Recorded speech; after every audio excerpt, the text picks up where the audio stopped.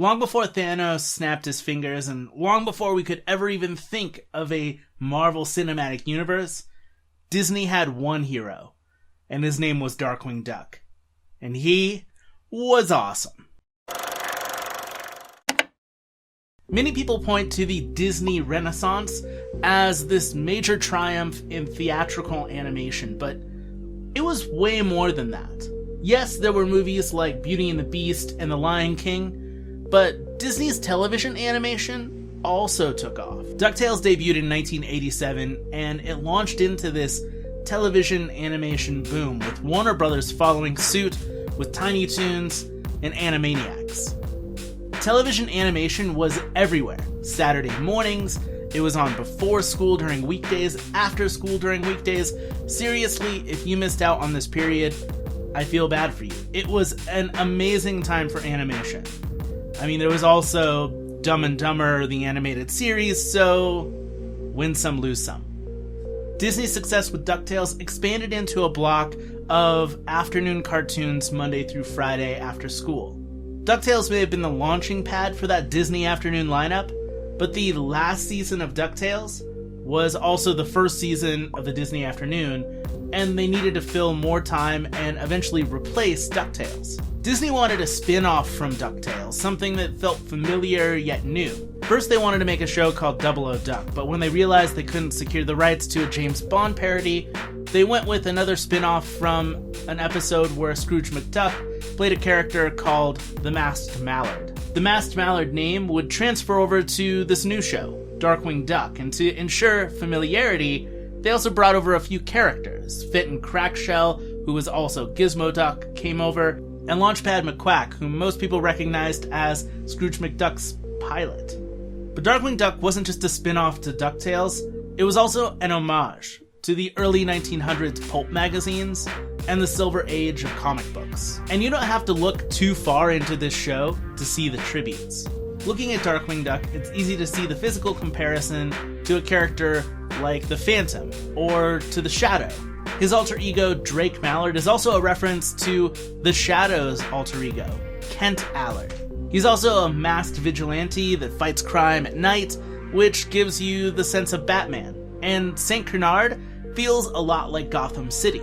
Darkwing Duck is often seen as a terror to St. Canard, whereas Gizmo Duck is praised for his heroics, similar to the Batman vs. Superman rivalry. Gizmo Duck is also a scientist who doesn't really have superpowers and instead created his own technological suit for good, similar to Iron Man. Of course, you also have great homages to villains too.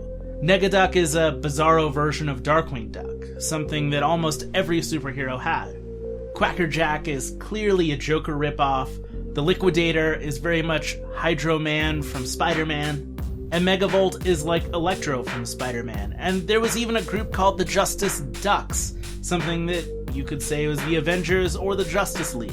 But beyond the tributes, there are two major factors to Darkwing Duck that separates it from any other animated superhero show of its time.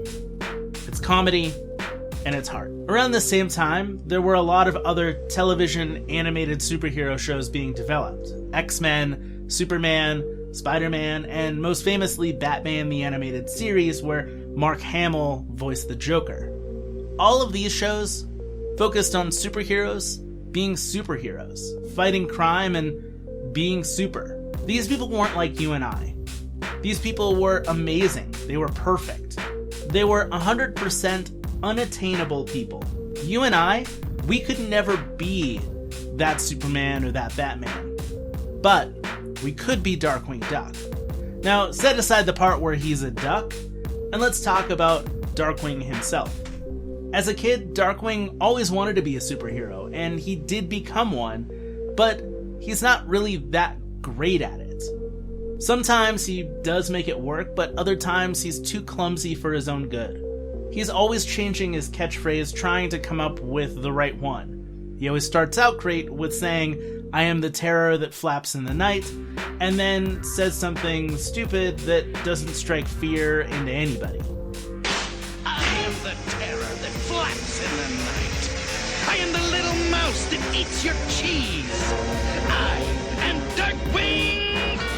His inner monologue is very unsure of himself, even though he desperately wants to be this heroic savior of St. Canard. The comedy of the show works because Darkwing Duck feels relatable, and in so created a show that was unlike any other superhero show on television. These days we see superheroes differently. We see them as imperfect, like in the Umbrella Academy, where our superheroes don't really want to be heroes and instead feel burdened by their powers. Or look at a movie like Shazam, a movie about a boy that gets turned into a superhero and he thinks it's so cool that the comedy comes from that. In the 1990s, superheroes, their TV shows or movies, didn't exist like that. Those superheroes were untouchable and vulnerable, and it made Darkwing Duck stand out from the pack.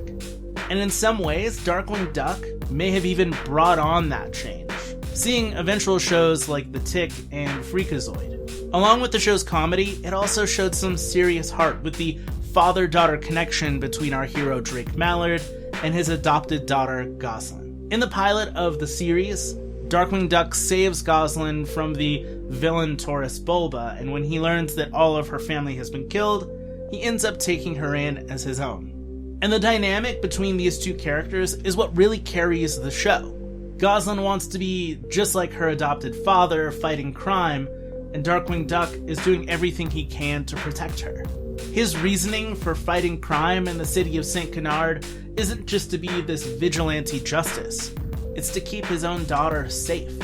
Sure, Superman has Lois Lane, but this connection between a father and his daughter shows that love is sometimes more powerful than mutations or gadgets.